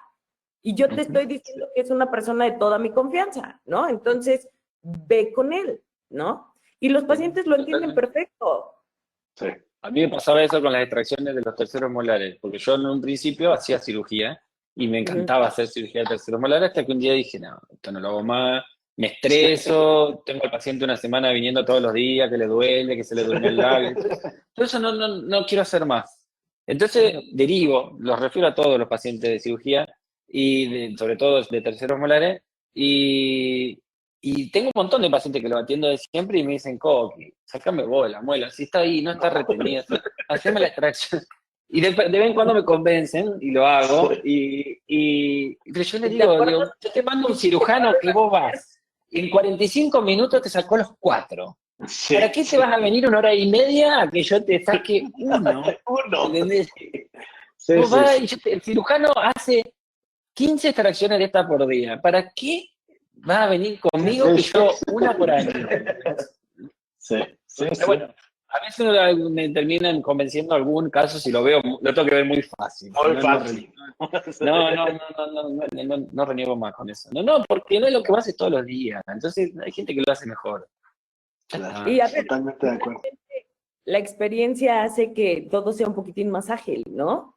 Tanto en Totalmente. Sí, sí, sí. manos como en todo. Entonces, mira, alguna vez que yo olvidé poner el ácido grabador antes de una resina, dije, ¿y qué estoy haciendo? Sí. ¿Sabes? O sea, de repente así de cómo, ya qué. ¿Y el ácido? ¿No? Y dices, bueno, ¿y qué Oigan, necesito? pero bueno, vamos a empezar a concluir porque Coqui ya estamos 3 horas adelante, ya son las 10, para ti es la 1, Estoy despierto. Hoy dormí siesta. ¿no? Sí. No, Ya estoy bien, para estoy ti es bien. la 1 ya, ¿no? Entonces podríamos, no sé, cada quien decir quizás una conclusión, ¿te parece? Ya. Concluimos y arrancamos ya para cerrar. Parece. Si quieres, Carlita, empezar o...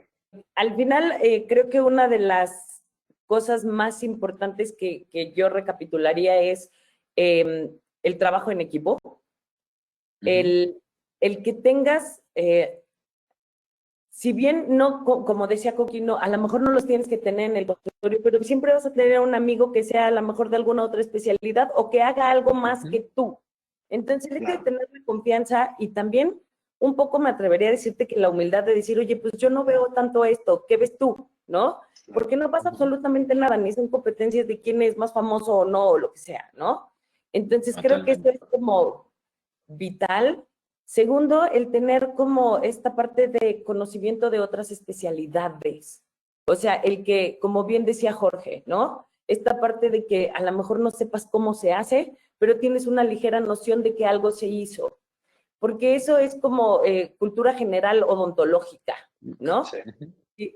Y lo que decía Jorge, creo que estoy completamente de acuerdo en esta parte de que la ortodoncia es una gran alternativa. Lo que pasa es que no siempre tenemos tanto conocimiento de lo que se puede hacer y de los límites que tiene. Algunas veces pensamos que no es como ni tan sencillo y que se va a tardar muchísimo, cuando probablemente no es cierto, ¿no? Creo que siempre debemos de pensar que para extraer siempre va a haber tiempo. Y una vez que extrajiste ya no lo puedes, bueno, sí se puede reimplantar, ya nos dijo Jorge, ¿no? Pero cuando no, y lo puedes reimplantar y chueco, y funciona. Sí, y Pero agarra. cuando piensas en extraerlo, si después resulta que a lo mejor extrajiste un diente que no estaba fisurado, ¿ya cómo le haces? ¿No? Claro. Entonces, ese tipo de cosas, yo creo que vale mucho la pena tomarse el tiempo de hacer un buen diagnóstico, de evaluar las condiciones locales, que son las condiciones de los dientes, pero también las condiciones del paciente.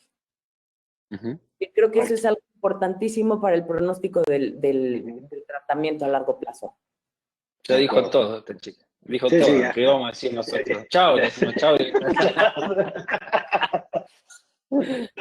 No, mirá, yo estaba pensando justo con lo que vos estabas hablando. Tengo un caso que, pero no lo voy a poner, pero se lo voy lo voy a poner porque total es rápido, no lo voy a mostrar como caso, pero justo un caso que tiene un mensaje parecido a un poco de estas cosas que estuvimos hablando, que es un caso simple desde la endodoncia, pero fue muy complejo por cómo llegó a mi consultorio después de un montón de vueltas, y se lo voy a mostrar rápido. No me interesa la parte técnica, pero era una chica que vino con dos incisivos, central y lateral superior, una chica joven, 22 años, se había traumatizado. Ahí me están poniendo pantalla. Este caso, mira, fíjate.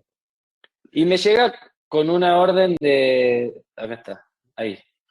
Con una orden de derivación, donde me pedían la endodoncia de la pieza 11 y la pieza 12, y que luego le iban a hacer cirugía apical de ambos dientes. Esa fue la indicación con la cual me derivaban a mí el paciente. O sea, la cirugía apical no la iba a hacer yo, sino que la iba a hacer el odontólogo que me derivaba. La chica, 25 años, claramente tenía un incisivo que había sido traumatizado, con una restauración grande, con una reconstrucción incisal importante, un lateral que no se le veía ningún problema ni de caries ni de restauraciones, una lesión que abarcaba la zona apical de las dos.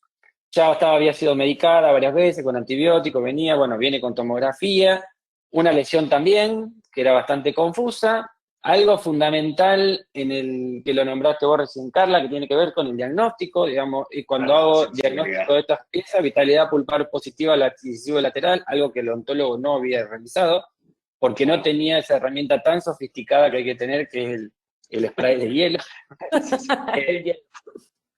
Que en realidad debe ser lo más barato que hay para el consultorio, digamos, algo que no puede faltar para hacer diagnóstico, pero bueno, no existe la costumbre, por más que uno lo dice, no existe mucho la costumbre de hacer los test de vitalidad.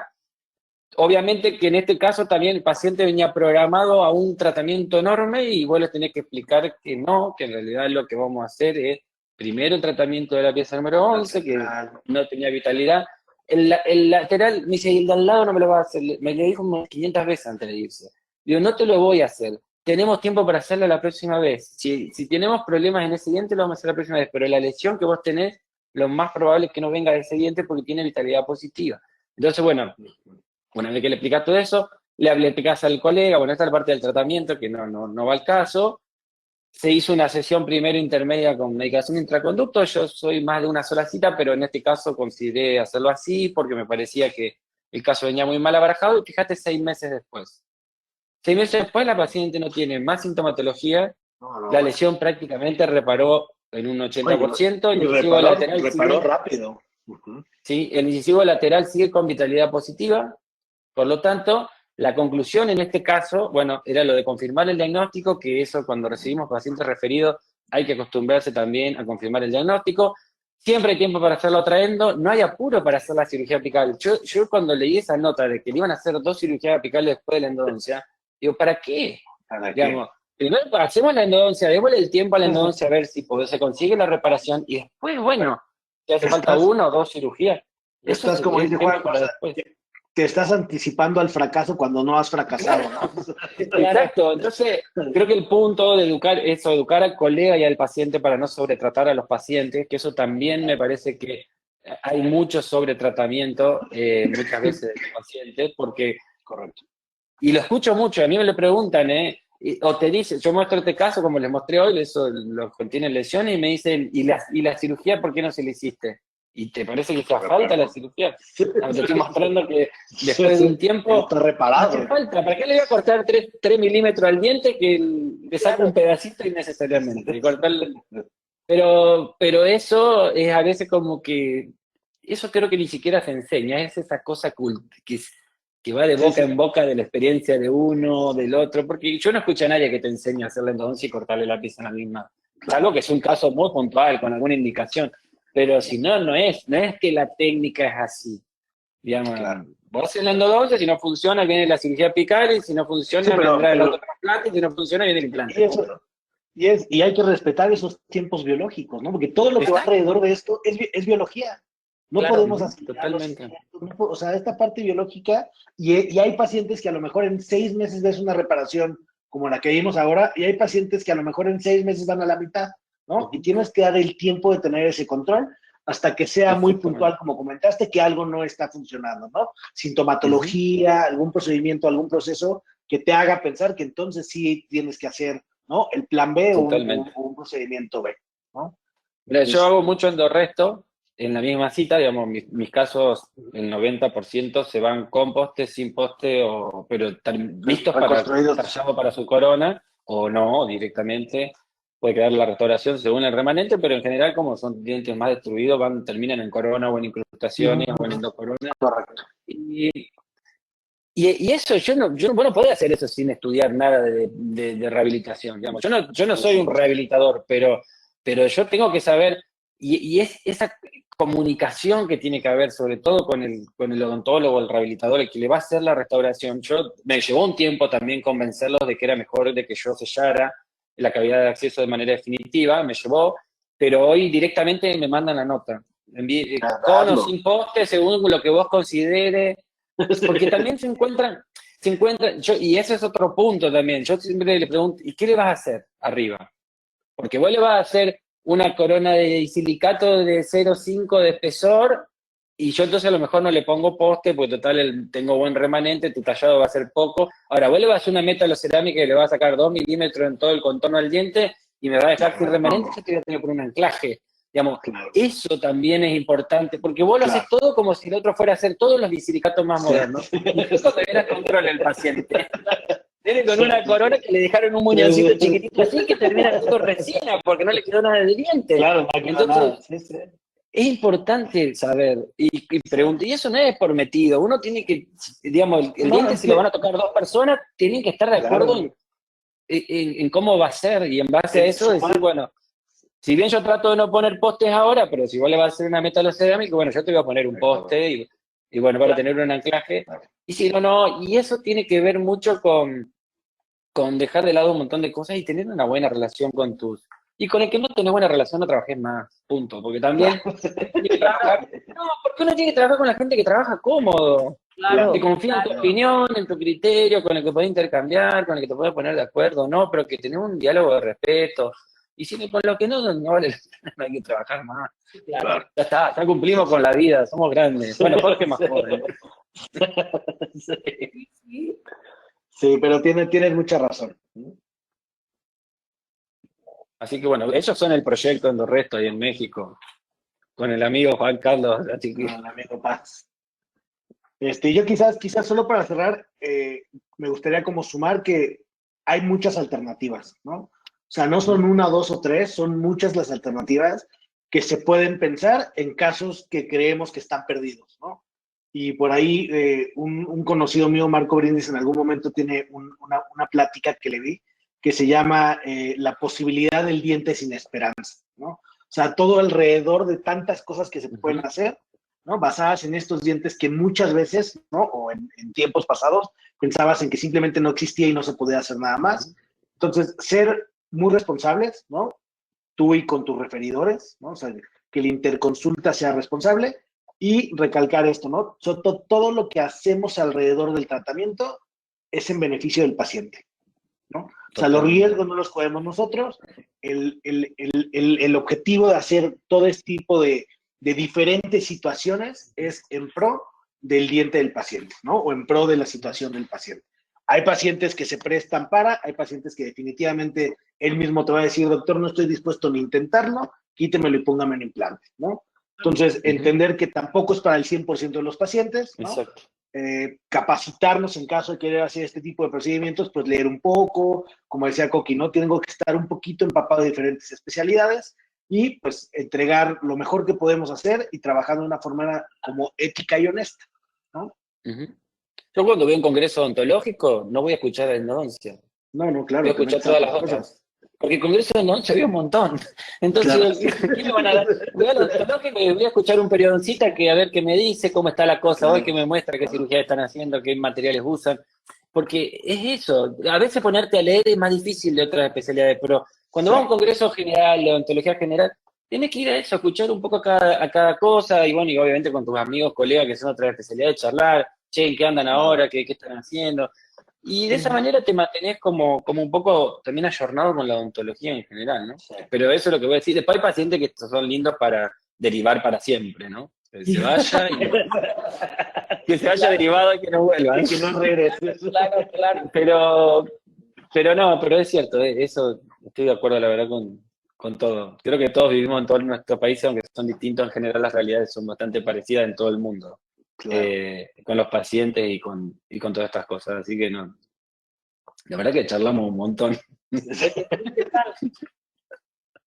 Nos quedamos con muchas conclusiones, con muy buenas conclusiones, con muy buena charla de los tres. Definitivamente fue unas pláticas muy, muy enriquecedoras y sobre todo, pues que estamos casi todos, a pesar de ser tres áreas distintas, en la misma zona, que es el diente, que es en la boca y que es en pro del paciente, sobre todo. Me quedo con una parte de lo que decía Coqui, que hay referidores que definitivamente tenemos que dejar ir porque no se... Hay que aprender a soltar. Exacto. No se adecua mucho a la forma de trabajar de uno y uno tiene que entender eso. A veces nos cuesta trabajo soltar esa parte, ¿no? Pero sí, muy importante todo. Bueno, siempre es un gusto saludarlos a todos ustedes. Sabemos que se extendió un poquitito, sin embargo, es fructíferante haber escuchado a nuestros conferencistas o a nuestros ponentes de la noche de hoy. Y siendo las 11:52 hora de frontera, damos por concluida esta sesión más de las conferencias en línea SABE. Les mandamos un fuerte abrazo y un saludo desde las tierras de Piedras Negras, Coahuila, y se quedan con Diana de Inteligencia Dental. Muchísimas gracias a todos los odontonautas.